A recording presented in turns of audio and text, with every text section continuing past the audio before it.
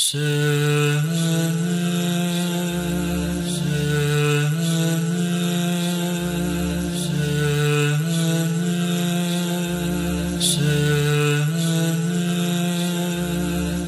باللہ السمیع العلیم من الشیطان اللعین الرجیم بسم اللہ الرحمن الرحیم الحمد للہ الاول بلا اول کان قبلہ والآخر بلا آخر یکن بعدہ الذي قصرت عن رؤيته أبصار الناظرين وعجزت عن نعته أوهام الواصفين ثم الصلاة والسلام على أشرف الأنبياء والمرسلين وخاتم النبيين سيدنا ونبينا ومولانا ومولى الثقلين جد الحسن والحسين أبي القاسم محمد صلى على محمد وآل محمد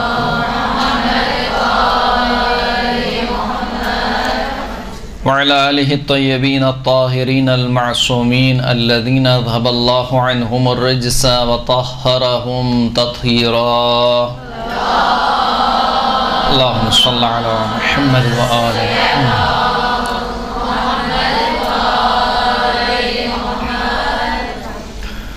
واللعنة الدائمة على أعدائهم ومنكر فضائلهم وغاصب حقوقهم من الآن إلى قيام يوم الدين أما بعد وقد قال رسول الله صلى الله عليه وآله وسلم حسين مني وأنا من حسين أحب الله من أحب حسينا حسين ست من الأسباط صلاة على محمد وآل محمد صلى على محمد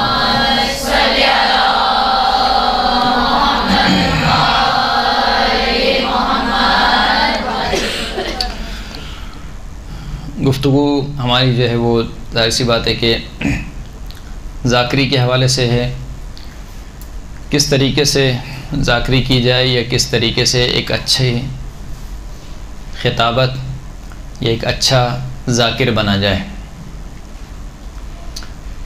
پچھلی گفتگو میں آپ کی خدمت میں عرض کر دیا کہ اگر آپ کو اچھا ذاکر بننا ہے خدا کی نگاہ میں، امام حسین کی نگاہ میں، اہل بیت اطہار کی نگاہ میں اگر آپ کو اچھا ذاکر بننا ہے تو پہلے اپنی اصلاح ضروری ہے۔ جب تک آپ اپنی اصلاح نہیں کریں گے آپ دنیا کی نگاہ میں اچھے ذاکر ہو سکتے ہیں، آپ دنیا کی نگاہ میں اچھے فضائل پڑھنے والے ہو سکتے ہیں، آپ دنیا کی نگاہ میں اچھے مصائب پڑھنے والے ہو سکتے ہیں، آپ دنیا کی نگاہ میں مجمع اکٹھا کرنے والے ہو سکتے ہیں، لیکن سید الشہداء امام حسین کی نگاہ میں معاملہ مشکل ہو جائے گا۔ تو لہٰذا جو ذاکری کے مقدمات ہیں، انسان پہلے اپنی اصلاح کرے، اس کے بعد اپنی نیت کو خالص کرے۔ پچھلی گفتگو میں آپ کی خدمت میں عرض کیا کہ ہدف کیا ہونا چاہیے، مقصد کیا ہونا چاہیے۔ ذاکری سے اور ذکر اہل بیت سے قطعاً کوئی دنیاوی غرض نہیں ہونی چاہیے، نہ مال و متاع، نہ شہرت، نہ جگہ، نہ کوئی اور ہدف۔ ہدف فقط ایک ہونا چاہیے کہ امام حسین کی والدہ گرامی راضی ہو جائے، خدا راضی ہو جائے، ایسا ذکر کریں کہ جو اہل بیت جس سے راضی ہوں، اہل بیت کا پیغام پہنچایا جائے، اہل بیت کے فضائل پہنچائے جائیں، فقط یہ مقصد ہونا چاہیے۔ جب آپ اس مقصد کو ذہن میں رکھتے ہوئے گفتگو کریں گی یا مجلس پڑھیں گی تو وہ جو ایک بلا وجہ کا ٹینشن ہے آپ کے ذہن میں وہ نہیں ہوگا۔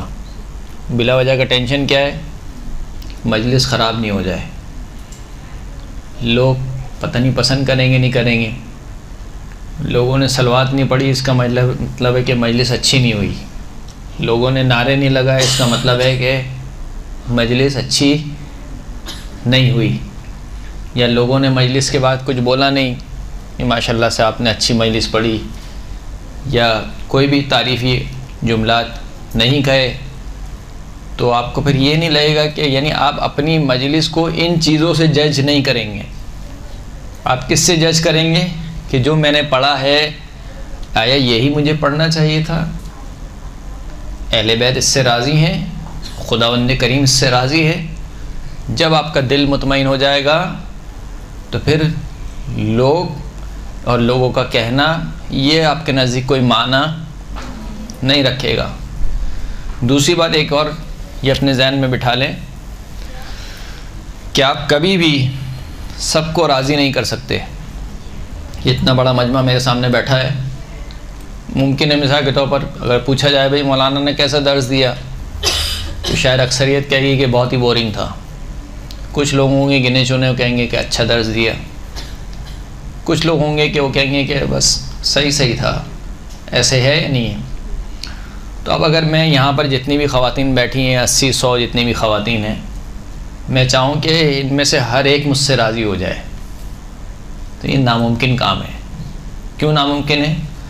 اس لیے کہ ہر ایک کا ٹیسٹ الگ ہے، ہر ایک کی سوچ الگ ہے، ہر ایک آپ کو ایک الگ نگاہ سے دیکھ رہا ہے۔ یہ والا شخص آپ کو ایک الگ نگاہ سے سن رہا ہے، دوسرا والا شخص آپ کو ایک الگ نگاہ سے سن رہا ہے، تو میں کبھی بھی ہر ایک کو راضی نہیں کر سکتا۔ تو اتنے ساروں کو راضی کرنے سے بہتر ہے ایک اللہ کو راضی کر لیا جائے۔ یہ ہدف اور مقصد ہونا چاہیے۔ رسول خدا صلی اللہ علیہ وآلہ وسلم صلی اللہ علیہ محمد وآلہ محمد۔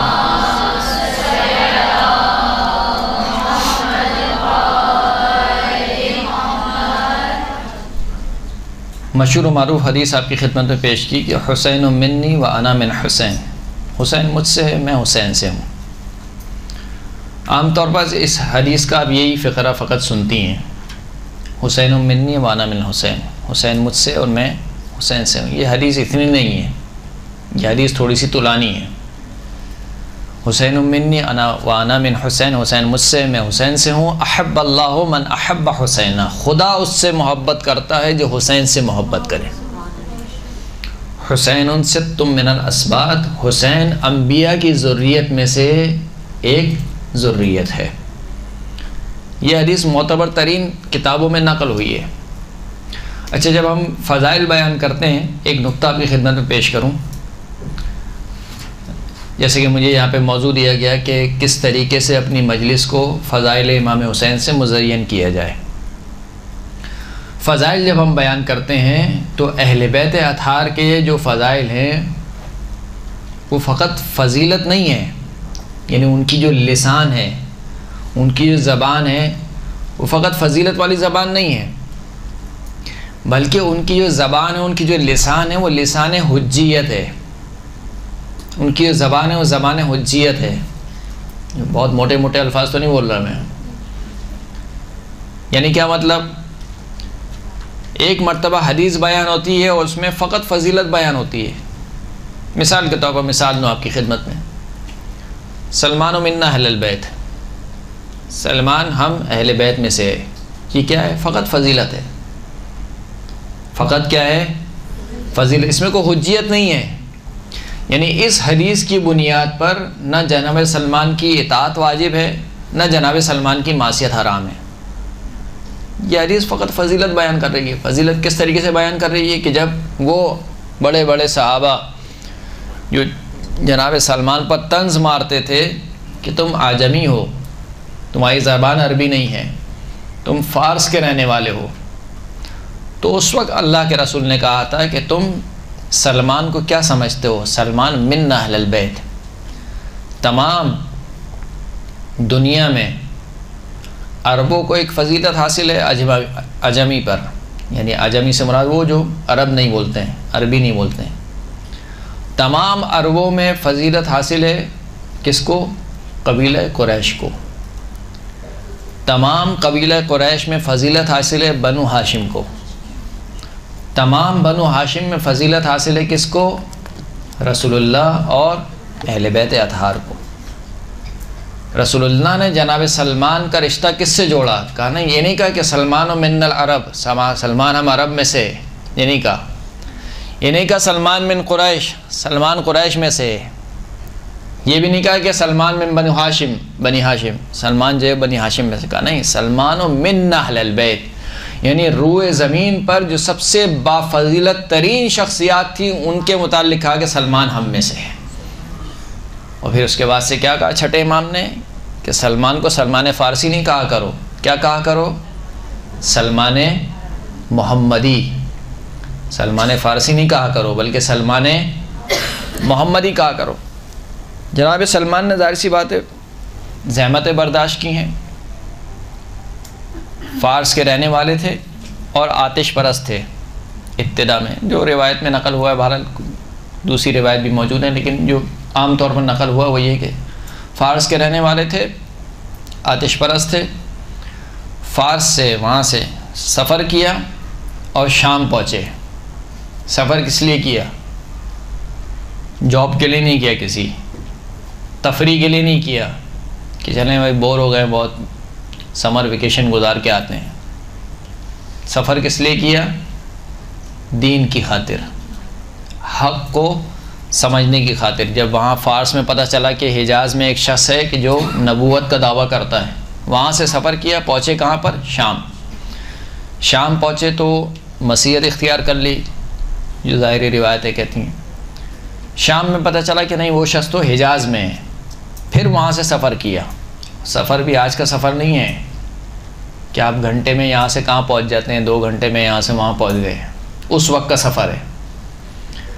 دوبارہ سفر شروع کیا، راستے میں یہودیوں کے ہاتھ پکڑے گئے، پوچھتے پاچھتے کہ بھائی کہاں ہے وہ، حجاز جانا ہے۔ یہودیوں نے بیچ دیا، غلام بنا کر بیچ دیا، کسی عرب کے غلام بن گئے اور مدینے میں آ گئے۔ کس لیے آئے؟ یعنی غلامی کس وجہ سے قبول کی؟ تاکہ حق کو پہچان سکوں۔ کا مسئلہ نہیں ہے، غلامی بھی کر لوں گا لیکن حق سمجھ میں آ جائے۔ غلام بن گئے، دیکھتے رہے۔ رسول خدا کو 3 نشانیاں ان کو بتائی گئی تھیں کہ پہلی نشانی کیا ہے؟ صدقہ نہیں کھاتا ہے۔ دوسری نشانی ہدیہ تحفہ قبول کر لیتا ہے۔ تیسری نشانی اس کے شانوں پر مہر نبوت ہے۔ 3 نشانی، یہ 3 نشانیاں دیکھنی تھیں۔ تو ایک دن رسول خدا کی خدمت میں پہنچ گئے، کھجوریں پیش کیں، کہا یہ صدقے کی کھجوریں ہیں۔ کہا نہیں میں صدقہ نہیں کھاتا۔ کہا ایک نشانی پوری ہو گئی۔ دوسرے دن پھر کھجوریں لے کے پہنچ گئے، کہا یہ صدقہ نہیں ہے، یہ تحفہ ہے، ہدیہ ہے۔ کہاں ہدیہ قبول کرتا ہوں۔ 2 نشانیاں پوری ہو گئیں، اب تیسری نشانی رہ گئی، اور جناب سلمان پیچھے پیچھے چل رہے ہیں رسول خدا کی کہ وہ تیسری نشانی کیسے نظر آئے گی۔ ایسی بات ہے جب ابا ہٹے گی، جب جسم سے لباس ہٹے گا تو وہ نظر آئے گی۔ تو اللہ کے رسول نے پیچھے مڑ کے دیکھا اور مسکرایا اور کہا سلمان کیا تیسری نشانی بھی دیکھنا چاہتے ہو؟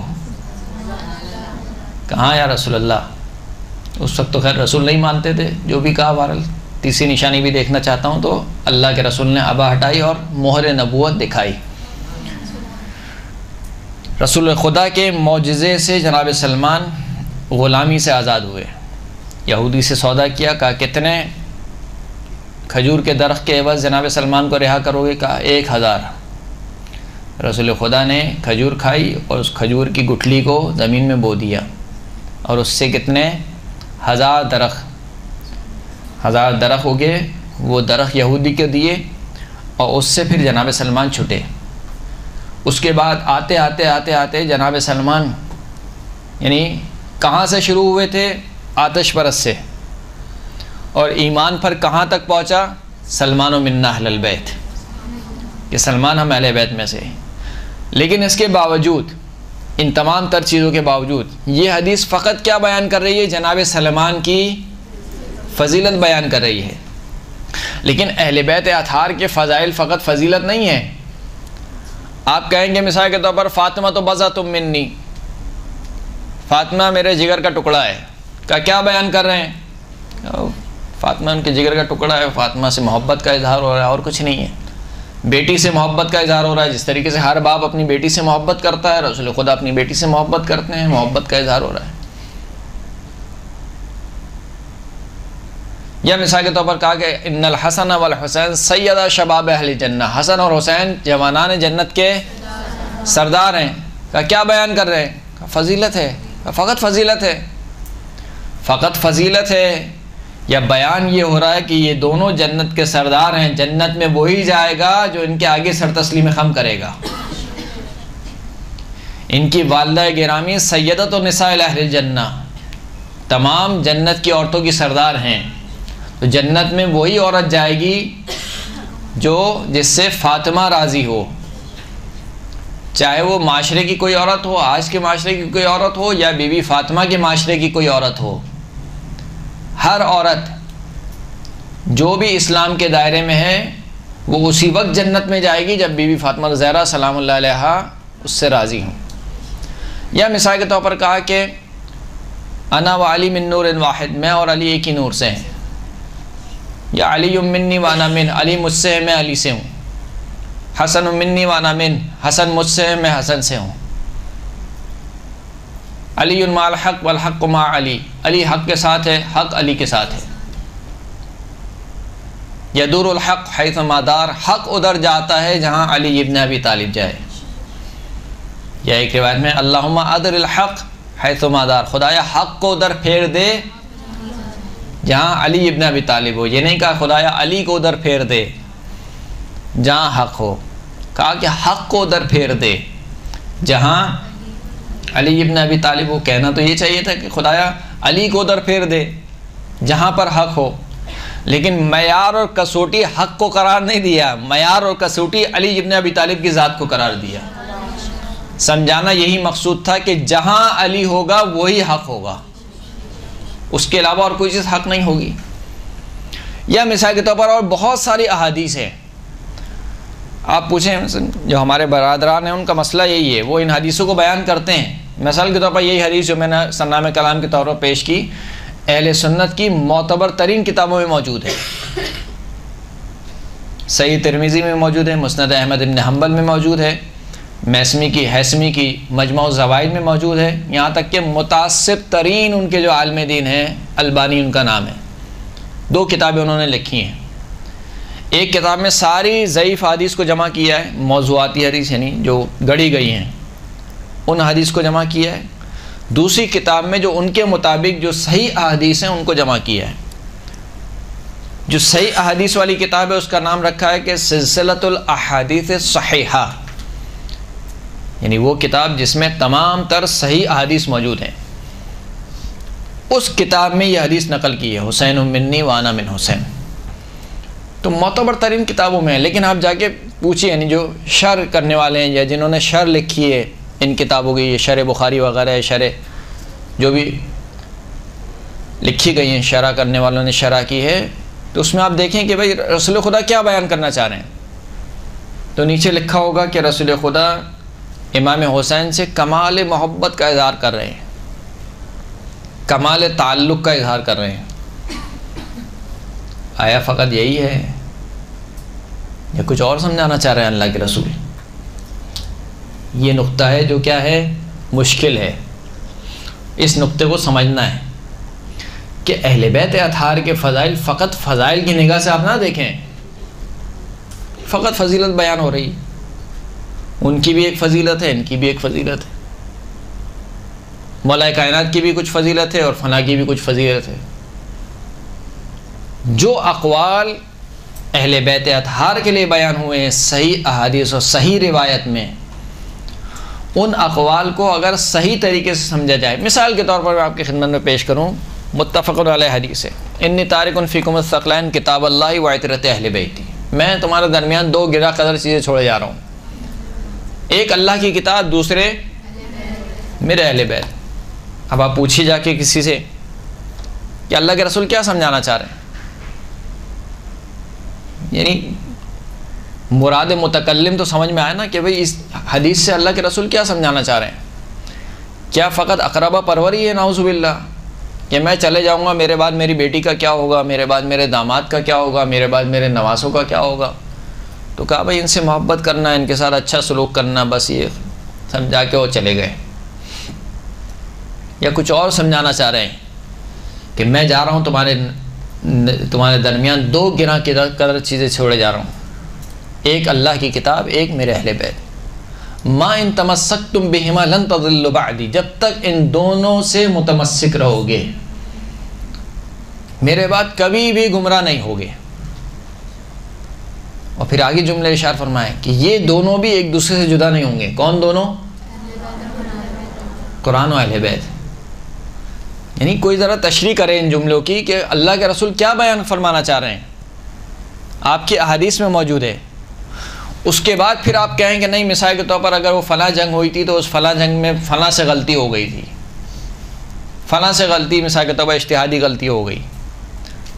جب اللہ کے رسول کہہ رہے ہیں کہ حسین قرآن کے ساتھ ہے، قرآن حسین کے ساتھ ہے، اس کا مطلب کیا ہے کہ حسین کا کوئی فعل قرآن کے مخالف نہیں ہو سکتا، نہیں ہو سکتا.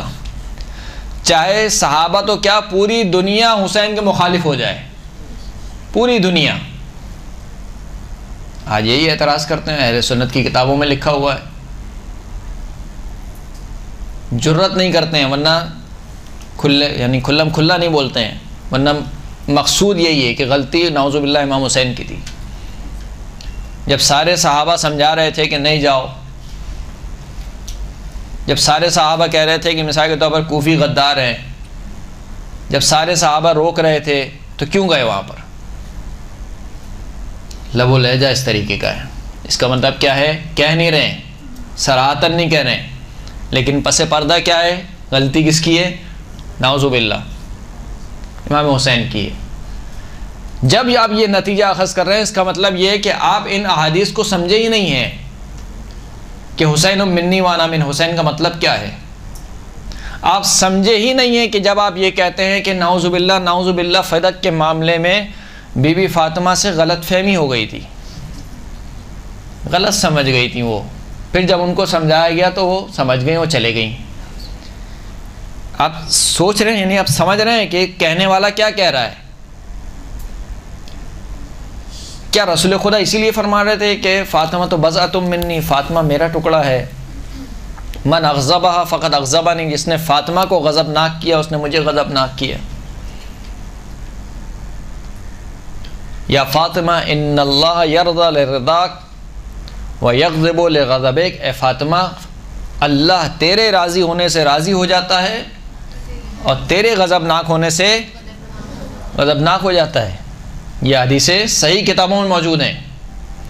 یعنی کوئی بندہ سوچ سکتا ہے کہ جس کے سامنے یہ حدیثیں موجود ہوں، اس کے باوجود وہ کہے کہ فاطمہ سے غلطی ہو گئی تھی، نعوذ باللہ. اس کا مطلب ہے کہ آپ نہیں سمجھیں حدیث کو، یا جان بوجھ کر نہیں سمجھنا چاہ رہے ہیں احادیث کو. پھر احادیث کی تعویلات پیش کرتے ہیں. جب اپنے مسلک کو انسان صحیح کرنا ہوتا ہے، مسئلہ یہ ہوتا ہے کہ انسان ایک مرتبہ ایک عقیدہ بناتا ہے اور پھر اس عقیدے کے لیے دلیلیں ڈھونڈتا ہے، تو پھر مسئلہ خراب ہو جاتا ہے. پہلے دلیلیں تلاش کرے پھر عقیدہ بنائے، تو پھر اس کی نظر کیا ہوگی؟ تعصب سے باہر نکلے گی، پھر اس کی نگاہ میں تعصب نہیں ہوگا.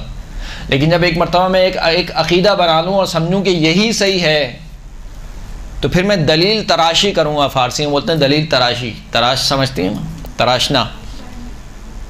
تراشنے کا مطلب کیا ہے؟ یعنی میں کچھ بھی کر کے کوئی دلیل پیش کر دوں، چاہے وہ دلیل ہو یا دلیل نہیں ہو.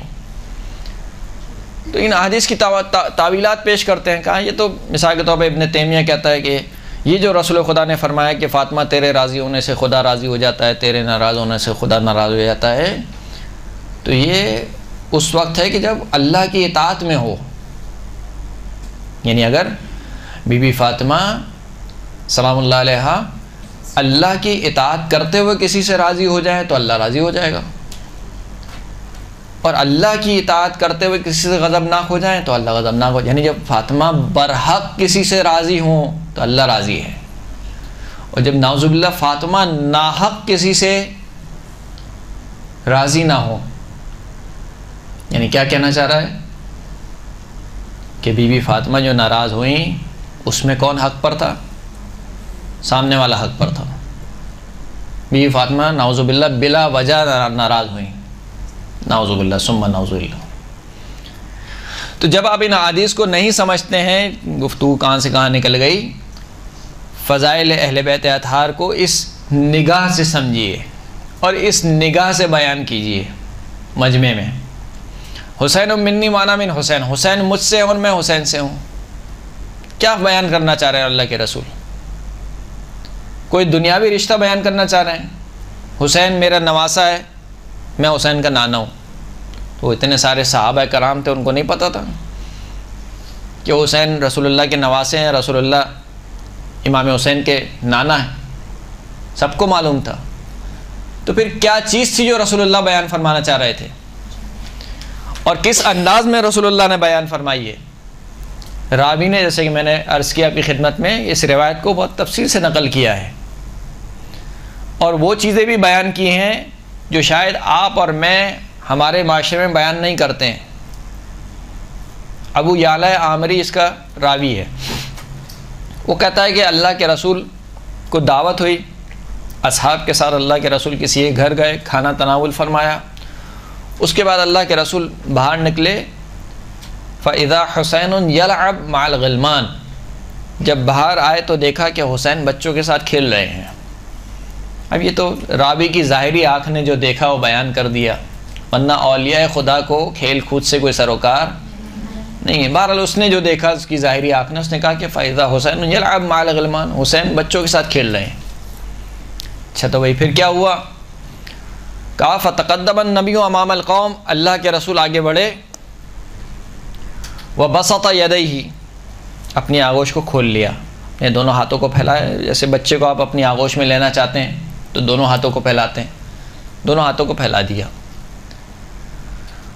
فَإِذَا الطَّفِيُّ یا فَإِذَا الصَّبِيُّ طَفِقَ مِنْ ہَا هُنَا وَمِنْ ہَا هُنَا، جیسے ہی اللہ کے رسول نے امام حسین کو آغوش میں لینے کے لیے ہاتھ کو بڑھایا تو بچہ کبھی ادھر بھاگتا تھا کبھی ادھر بھاگتا تھا.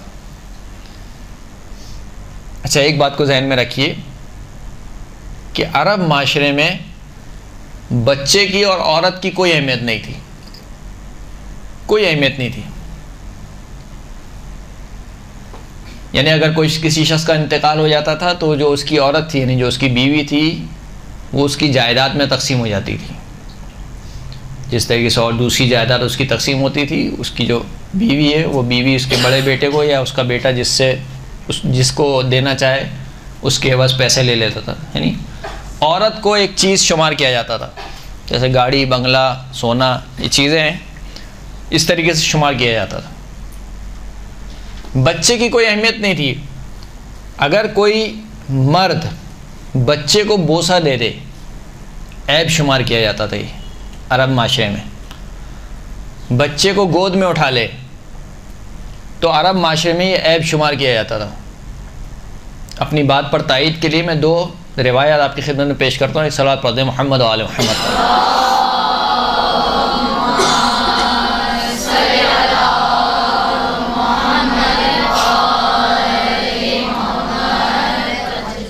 ایک صحابی ہے کہ جس کا نام ہے اقرا بن حابس. اقرا بن حابس کہتا ہے کہ میں نے رسول اللہ کو دیکھا کہ وہ اپنے نواسے امام حسن مجتبیٰ کا بوسہ لے رہے ہیں. جب میں نے دیکھا تو میں نے اللہ کے رسول سے عرض کی کہ ان لی عشرۃ من الولد، یا رسول اللہ میرے 10 بیٹے ہیں. کتنے بیٹے ہیں؟ 10 بیٹیاں نہیں، 10 بیٹے ہیں. فما قبلت منہم من واحد یا فما قبلت منہم احدا قط، 10 کے 10 بیٹوں میں سے میں نے کسی ایک بیٹے کا بھی بوسہ نہیں لیا. 10 بیٹے ہیں، 10 کے 10 بیٹوں میں سے کسی ایک کا بھی بوسہ نہیں لیا. تو اللہ کے رسول نے کیا کہا؟ من لا یرحم لا یرحم، جو کسی پر رحم نہیں کرتا اس پر بھی رحم نہیں کیا جاتا. اسی طریقے سے ایک اور صحابی جو انصاری ہے وہ کہتا ہے کہ میں نے اللہ کے رسول کو دیکھا کہ وہ امام حسن مجتبیٰ کا بوسہ لے رہے تھے. تو میں نے عرض کی کہ ان لی ابنا قد بلغ، یا رسول اللہ میرا ایک بیٹا ہے جو بالغ ہو چکا ہے اور بچپن سے لے کر اب تک یعنی جوانی تک میں نے اس کا ایک بوسہ بھی نہیں لیا. یہ دونوں حدیثیں کس بات پر دلالت کرتی ہیں کہ بچے کا بوسہ لینا کیا ہے؟ عرب معاشرے میں عیب شمار ہوتا ہے. اب آپ سنیے وہ حدیث جو میں بیان کر رہا تھا کہ اللہ کے رسول آگے بڑھے اور امام حسین کو پکڑنا چاہا. امام حسین، راوی کہتا ہے کبھی ادھر بھاگ جاتے تھے، کبھی جیسے بچوں کی عادت ہوتی ہے آپ بچے کو پکڑنے جاتے ہیں تو بچہ جب خوش ہوتا ہے تو کبھی ادھر بھاگتا ہے کبھی ادھر بھاگتا ہے. پھر اس کے بعد کیا کہا؟ وَجَعَلَ رَسُولُ اللَّهِ يُضَاحِكُهُ، اور اللہ کے رسول بچے کو ہنسا رہے تھے. یعنی کیا مطلب ہنسا رہے تھے؟ بچے کا قدم چھوٹا ہے اور بڑے کا جو قدم ہے وہ ظاہر سی بات ہے بڑا ہے. بڑا آدمی آسانی سے پکڑ سکتا ہے بچے کو، لیکن جب بڑا آدمی دیکھتا ہے کہ میرے یہ کام کرنے سے بچہ خوش ہو رہا ہے تو بڑا آدمی بھی کیا کرتا ہے؟ چھوٹے چھوٹے قدم اٹھاتا ہے، یعنی پکڑ سکتا ہے لیکن اس کے باوجود بچے کو نہیں پکڑتا، کیوں؟ بچے کو کھلاتا ہے۔ یہی کام رسول خدا نے کیا۔ وجعل رسول اللہ یضاحکہ، اللہ کے رسول امام حسین کو ہنسا رہے تھے۔ حتی اخذہ، یہاں تک کہ اللہ کے رسول نے امام حسین کو پکڑ لیا۔ جب پکڑ لیا تو اب کیا کیا؟ فجعل احدى یدیہ تحت ذقنہ، اللہ کے رسول نے ایک ہاتھ امام حسین کی ٹھوڑی کے نیچے رکھا، والاخری تحت قفاہ، دوسرا ہاتھ بچے کی گردن کے پیچھے رکھا، وجعل فاہ فی فیہ، اللہ کے رسول نے اپنا منہ حسین کے منہ پر رکھ دیا، فقبلہ، اور حسین کا بوسہ لیا۔ کتنی تفصیل سے بیان ہوا۔ آپ کے اور میرے نزدیک کیا ہے یہ بات؟ کیا ہے؟ معمول کی ہے نہیں ہے؟ یعنی کل آپ کسی کو دعوت دیں مثال کے طور پر، اور اس بزرگ کے ساتھ ایک بچہ بھی ہو اور وہ اپنے بچے کو بار بار مثال کے طور پر پیار کر رہے ہوں، تو کل کو جب آپ بتائیں گے کہ میں نے فلاں دعوت کی تھی تو اس میں یہ بتائیں گے کہ مثال کے طور پر ایک بزرگ آئے تھے اور ان کے ساتھ ایک بچہ تھا، اور بچے کو بار بار پیار کر رہے تھے۔ کیوں؟ کیونکہ آپ کے نزدیک معمول کی بات ہے، لیکن راوی کے نزدیک یہ معمول کی بات نہیں ہے۔ اس سے یہ سمجھ میں آتا ہے کہ یہ کام اللہ کے رسول نے فقط فاطمہ کے بچوں کے ساتھ کیا ہے، کسی اور کے بچوں کے ساتھ نہیں کیا۔ یعنی اگر مدینے میں کسی اور بچے کو اللہ کے رسول نے بوسہ دیا ہوتا تو وہ بھی نقل کرتا راوی کہ بھئی فلاں کے بچے کو بھی کیا کیا ہے؟ بوسہ دیا ہے۔ نہ کسی بچے کو بوسہ دیا، نہ کسی کے بچے کو بوسہ دیا، فقط حسین کو بوسہ دیا اور علی کے بچوں کو بوسہ دیا۔ فقبلہ، بوسہ دیا، فقال، اور اس کے بعد کہا حسین منی وانا من حسین، حسین مجھ سے ہے اور میں حسین سے ہوں۔ اتنی تفصیل بیان کرنے کے بعد راوی نے کہا کہ اللہ کے رسول نے فرمایا کیا؟ حسین مجھ سے، میں حسین سے ہوں۔ تو کیا بیان کرنا چاہ رہے تھے؟ سوال پھر آ گیا وہی، کیا بیان کرنا چاہ رہے تھے؟ حسین منی وانا من حسین، کیا بیان کرنا چاہ رہے تھے؟ بیان یہی کرنا چاہ رہے تھے کہ حسین جزو رسالت ہے، حسین جزو نبوت ہے۔ یعنی بیان یہ کرنا چاہ رہے تھے کہ کل کو اگر دیکھو کہ نیزے پر حسین کا سر ہے تو یہ نہیں سمجھنا کہ حسین کا سر ہے، یہ مجھ رسول اللہ کا سر نیزے پر بلند ہے۔ کل کو اگر دیکھو کہ مسلمان حسین کا سر کاٹ رہے ہیں تو یہ نہ سمجھنا کہ حسین کا سر کاٹا جا رہا ہے، نبوت کا سر کاٹا جا رہا ہے، رسالت کا سر کاٹا جا رہا ہے۔ یہ جو میں کہہ رہا تھا آپ سے کہ اس حدیث کی جو لسان ہے وہ لسان کیا ہے؟ لسان حجیت ہے، کچھ سمجھانا چاہ رہے ہیں اللہ کے رسول۔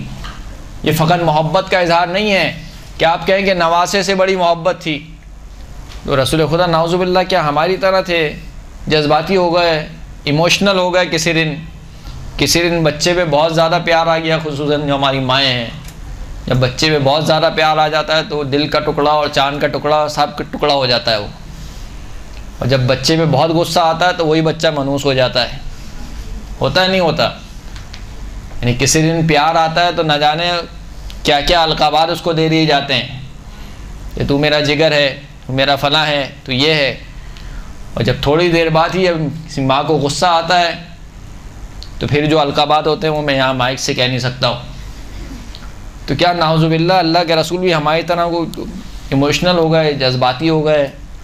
بیٹی کو دیکھ کر مثال کے طور پر بہت پیار آ گیا کسی دن تو کہہ دیا کہ فاطمہ تو بضعۃ منی، فاطمہ میرا جگر کا ٹکڑا ہے۔ تو اگر یہی بات تھی تو رسول خدا کی مسلمانوں کے مطابق کتنی بیٹیاں تھیں؟ 4۔ تو فقط فاطمہ کے لیے ہی کیوں کہا کہ فاطمہ تو بضعۃ منی؟ ان کے لیے بھی رسول خدا کہہ دیتے۔ فاطمہ کے لیے کیوں کہا کہ فاطمہ کے راضی ہونے سے اللہ راضی ہو جاتا ہے، فاطمہ کے ناراض ہونے سے اللہ ناراض ہو جاتا ہے؟ ان بیٹیوں کے لیے بھی کہہ دیتے۔ کیوں فاطمہ کے بچوں کا ہی بوسہ دیا، اور کیوں فاطمہ کے بچوں کو ہی کہا کہ حسین منی وانا من حسین، حسن منی وانا من حسن؟ کسی اور کے بچوں کو بھی کہہ دیتے، یا جو دوسرے رشتہ دار ہیں ان کو کہہ دیتے، لیکن نہیں کہا۔ ذانی گرامی، اس چیز کو سمجھنے کی اور سمجھانے کی ضرورت ہے۔ بہت زیادہ بور کر دیا میں نے آج آپ کو۔ ایک صلوات پڑھ دے محمد و آل محمد۔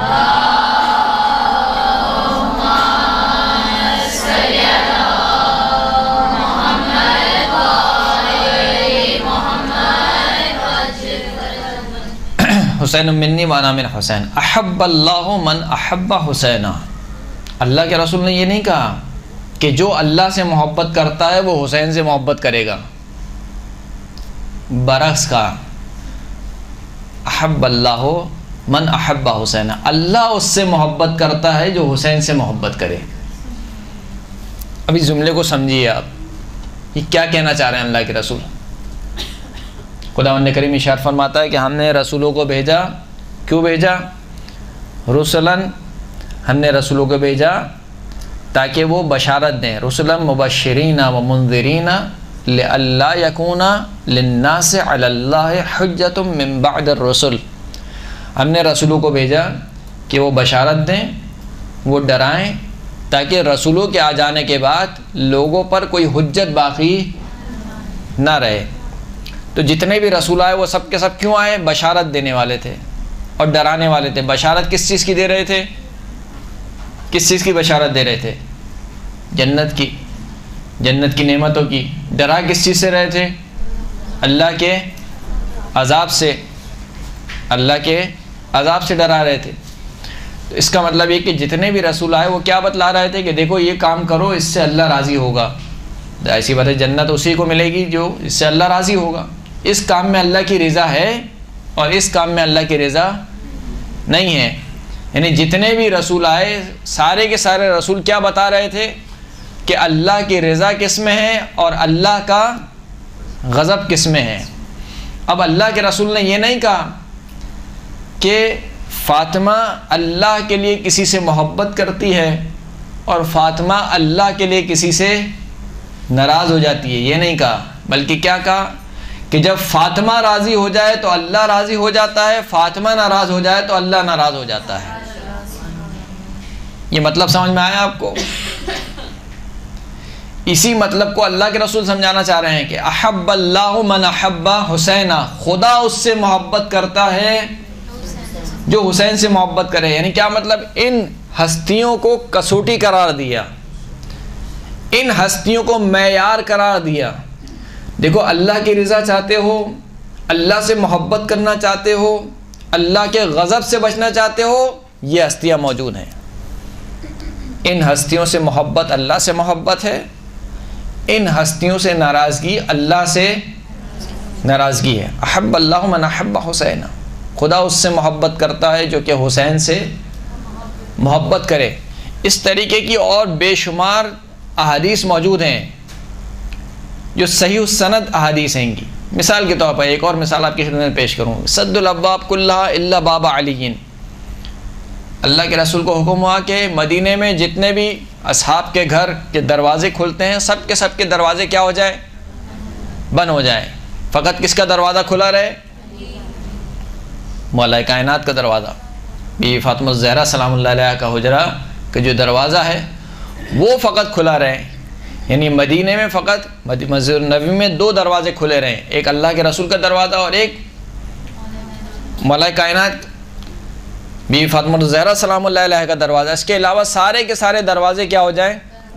بند ہو جائیں۔ اب یہ معتبر ترین حدیث ہے، یعنی صحیح، اس میں کوئی شک نہیں ہے۔ لیکن کوئی پوچھے جا کے کہ یہ ہوا کیا؟ کیوں سب کے سب دروازے بند کروا دیے اور کیوں فاطمہ کا دروازہ کھلا رہا؟ ویسا نہیں کہ اعتراض نہیں کیا، لوگوں نے اعتراض بھی کیا، یا رسول اللہ سارے دروازے بند کروا دیے، فاطمہ کا دروازہ کھلا رکھا۔ اللہ کے رسول نے کیا جواب دیا؟ نہ میں نے تمہارے دروازے بند کروائے، نہ میں نے فاطمہ کا دروازہ کھلا رکھا، اللہ نے تمہارے دروازے بند کروائے، اللہ نے فاطمہ کا دروازہ کھلا رکھا۔ یعنی کیا سمجھانا چاہ رہے ہیں؟ یہ جو گھر ہے، اس گھر کا تعلق کہاں سے ہے؟ اس کا تعلق وہاں سے ہے، یعنی اس کو عام گھر نہ سمجھو۔ اذن اللہ فی بیوت ان ترفع ویذکر فیہا اسمہ، خدا نے اذن دے رکھا ہے کہ وہ جو نور خدا ہے، کہ اللہ نور السماوات والارض، وہ جو نور خداوند کریم ہے وہ نور ایسے گھروں میں ہے کہ جن گھروں کے متعلق اللہ نے اذن دے رکھا ہے، اجازت دے رکھی ہے کہ ان کو بلند کیا جائے اور ان گھروں میں اللہ کا ذکر کیا جائے۔ یسبح لہ فیہا بالغدو والآصال رجال لا تلہیہم تجارت ولا بیع عن ذکر اللہ، یہ وہ گھر ہیں کہ جن گھروں میں صبح و شام اللہ کی تسبیح کرتے ہیں۔ کون؟ رجال، ایسے مرد اللہ کی تسبیح کرتے ہیں کہ لا تلہیہم تجارت ولا بیع عن ذکر اللہ، کہ نہ تو تجارت اور نہ ہی خرید و فروخت ان مردوں کو اللہ کے ذکر سے مشغول نہیں کرتی۔ یہ آیت نازل ہوئی، جب یہ آیت نازل ہوئی تو ایک صحابی کھڑے ہوئے، کہا کہ کیا یہ ان گھروں سے مراد کون سے گھر ہیں؟ اللہ کے رسول نے کہا کہ انبیاء کے گھر ہیں۔ پھر ان صحابی نے اشارہ کیا کس گھر کی طرف؟ بی بی فاطمہ الزہرا سلام اللہ علیہا کے گھر کی طرف، کہ کیا یہ گھر بھی انہی گھروں میں سے ہے؟ تو اللہ کے رسول نے فرمایا کہ نعم بل من افاضلہا، یہ گھر بھی انہی گھروں میں سے ہے، بلکہ انبیاء کے گھروں میں سے جو سب سے بافضیلت ترین گھر ہے وہ فاطمہ الزہرا کا گھر ہے۔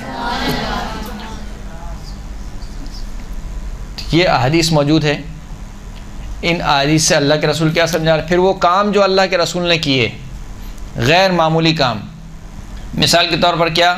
حسنین کے لیے ناقہ بنے، کسی اور کے لیے ناقہ نہیں بن رہے ہیں، جناب حسنین کے لیے ناقہ بن رہے ہیں۔ اور کہنے والا جب کہہ رہا ہے کہ کتنی اچھی سواری ہے تو یہ نہیں کہہ رہے کہ ہاں بہت اچھی سواری ہے، بلکہ کہہ رہے ہیں کہ یہ نہ دیکھو کہ کتنی اچھی سواری ہے، یہ دیکھو کہ کتنے اچھے سوار ہیں۔ اور یہ امتیاز بھی یا علی کو حاصل ہے یا علی کے بیٹے کو حاصل ہے کہ دوش رسالت پر یا علی سوار ہوئے ہیں یا علی ابن ابی طالب کے بیٹے سوار ہوئے ہیں۔ تو اب اللہ کے رسول ناکہ بن رہے ہیں، ایک زلف دے رہے ہیں حسین کو، ایک زلف دے رہے ہیں حسن کو، یہاں تک کہ فرمائشیں بھی پورے کر رہے ہیں، یا رسول اللہ سب کی سواری آواز نکالتی ہے، آپ آواز نہیں نکال رہے ہیں۔ اللہ کے رسول حسنین کے لیے سواری کی آواز نکال رہے ہیں۔ نماز میں ہے، بچہ سوار ہو جاتا ہے پیٹھ پر، اللہ کے رسول سر نہیں اٹھاتے، سجدے کو طول دے دیتے ہیں، یہاں تک کہ جب صحابی پوچھتے ہیں کہ یا رسول اللہ کیا کوئی وحی نازل ہوئی تھی؟ کہا نہیں، کوئی وحی نازل نہیں ہوئی تھی، یہ میرا بیٹا، کون؟ حسین ابن علی، یہ میرا بیٹا میری پشت پر سوار ہو گیا تھا اور میں نے پسند نہیں کیا کہ جب تک یہ خود سے نہ اتر جائے میں اسے اتار دوں۔ آپ کہیں کہ ایک معمول سا کام تھا، اللہ کے رسول نے مثال کے طور پر نواسے کی محبت میں کر دیا۔ یہ ساری وہ چیزیں، یعنی یہ میں جتنی بھی میں چیزیں پڑھ رہا ہوں یہ سب متفق علیہ، اس میں کوئی یہ نہیں کہہ سکتا کہ یہ تو آپ کی کتابوں میں ہے، ہماری کتاب میں نہیں ہے، سب متفق علیہ۔ لیکن اس کے باوجود آپ دیکھیے کہ متفق علیہ ہونے کے باوجود کتنا اختلاف ہے۔ کیوں اختلاف ہے؟ اس لیے کہ عقیدہ پہلے بنا لیا ہے، دلیل بعد میں تلاش کر رہے ہیں۔ سارا مسئلہ یہاں پر ہے، دلیل تراشی کر رہے ہیں۔ اہل بیت اطہار کو سمجھانے کے لیے اللہ کے رسول نے ہر غیر معمولی کام کیا ہے، غیر معمولی کام۔ کلما دخلت علیہ قام الیہا، جب بھی بی بی فاطمہ الزہرا سلام اللہ علیہا داخل ہوتی تھیں، اللہ کے رسول کیا کرتے تھے؟ نہیں، کھڑے نہیں ہو جاتے تھے، قام الیہا۔ قام الیہا کا کیا مطلب ہے؟ یعنی اگر یہاں پر محفل میں کوئی استاد آ جائے میرا تو میں کھڑا ہو جاؤں گا، لیکن حد احترام کیا ہے؟ یعنی اعلیٰ مراتب کیا ہے احترام کا؟ قام الیہا، میں کھڑا ہوں اور دروازے پہ لینے جاؤں، استاد کو ریسیو کرنے جاؤں۔ قام الیہا، فاطمہ کو ریسیو کرنے جاتے تھے، صرف کھڑے نہیں ہوتے تھے، ریسیو کرنے جاتے تھے۔ تو اب کوئی پوچھے کہ بھئی یہ حدیث کیا ہے، اس کا معنی کیا ہے، کیا سمجھانا چاہ رہے ہیں؟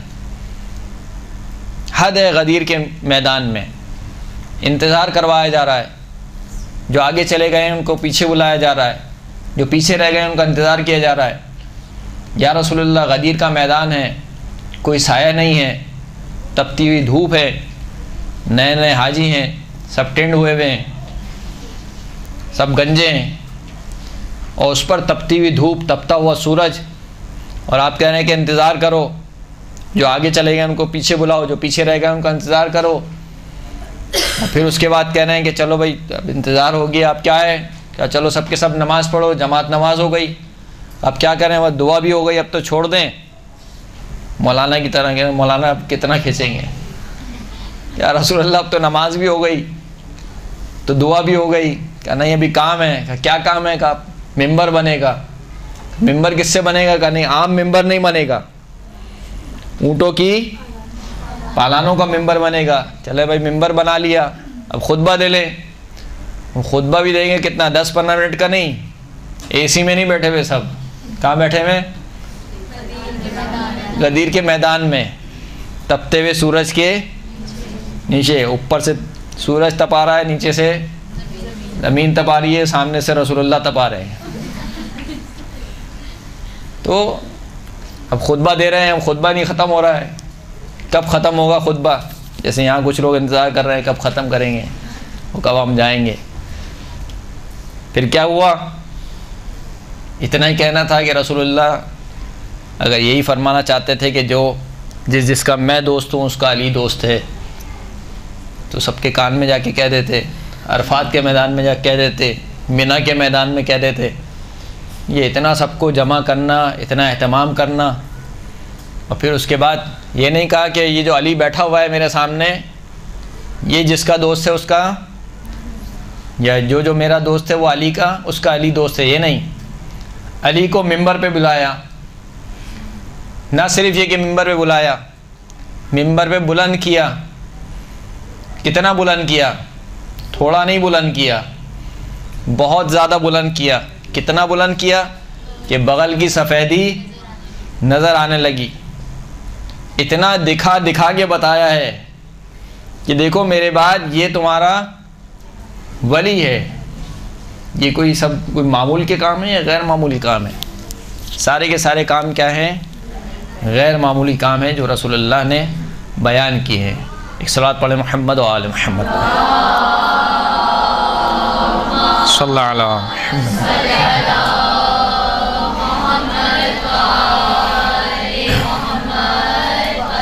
خداوند کریم سے دعا ہے کہ ہم جس مقصد کے لیے یہاں پر جمع ہوئے ہیں ہمیں اپنے مقصد میں کامیابی عطا فرما. ہماری نیتوں میں خلوص نیت عطا فرما. خلوص نیت کے ساتھ امام حسین اہل بیت اطہار کا ذکر کرنے, ذکر سننے کی توفیق عطا فرما. اہل بیت اطہار کے شیعوں میں محشور فرما. قیامت کے دن اہل بیت اطہار کے ساتھ اہل بیت کے جوار میں ہمیں محشور فرما. جنت میں اگر ہم چلے جائیں تو اہل بیت کے جوار میں ہمیں جگہ عطا فرما. وآخر الدعوانا الحمدللہ رب العالمین.